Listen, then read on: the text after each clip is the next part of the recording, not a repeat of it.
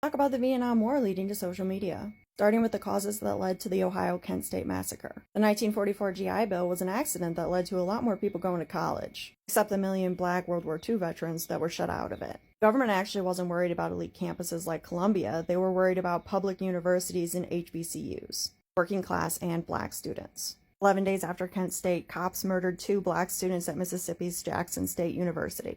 Most Americans blamed the protesters and not the National Guard. James Buchanan published Anarchy in Academia that made an explicit link between higher tuition and curbing protest. The Vietnam War lasted 20 years, from 1955 to 1975, and America changed a lot during that time period. The 1970s were a decade of stagflation, high inflation, high unemployment, and low growth. What does that remind you of?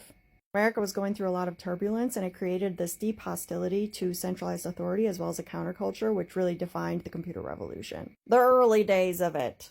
Bart Shockley won a Nobel Prize for figuring out how to make transistors out of silicone, and he was a Yahtzee. It was terrible to work for, so his top engineers left, the treacherous 8, and they formed their own semiconductor company. Shockley ended up hiring diverse engineers because he struggled to convince other engineers to follow him because he was an a-hole. This established Silicon Valley startups as the domain of self-starter misfits rising on raw merit. This led to other toxic leaders and cultures in tech. Government funding, especially from the military, started the semiconductor and microchip industry. By 1968, the computer industry was buying as many chips as the military. Military tactics were also changing technologically, psychologically, and environmentally. Prior to Vietnam, the American military strength relied on just being able to make more shit than everyone else. Before microchips, they couldn't drop targeted bombs. So, for example, they were trying to target this bridge and they missed 638 times. While America did lose the Vietnam War, Vietnam had been a successful testing ground for weapons that married microelectronics and explosives in ways that would revolutionize warfare and transform American military power.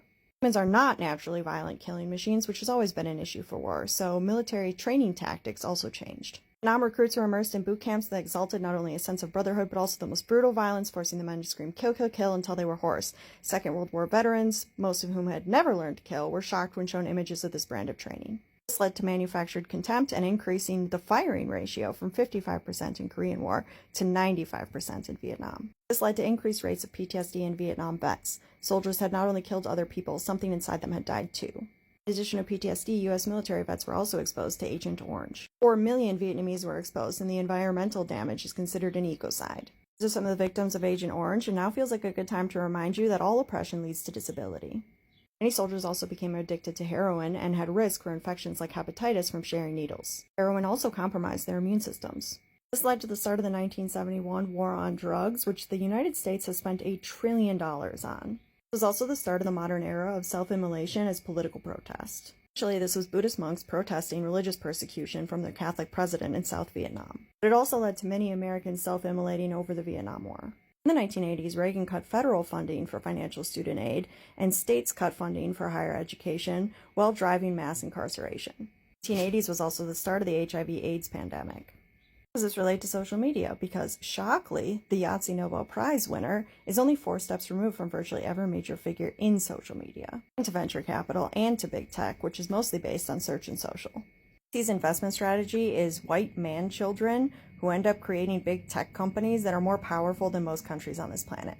While they are dressing their company up in some sort of inspired mission about humanity, they're actually propping up dictators and enabling genocides, and firing workers who try to stop them. Which is also leading to more fraudsters like Sam Bankman-Fried and the Oppenheimer of our age, Sam Altman, who abused his sister and wants to run the world using glorified parrot software. The generative AI hype train that he's driving is destroying the environment and workers through conflict minerals, water usage, and carbon emissions.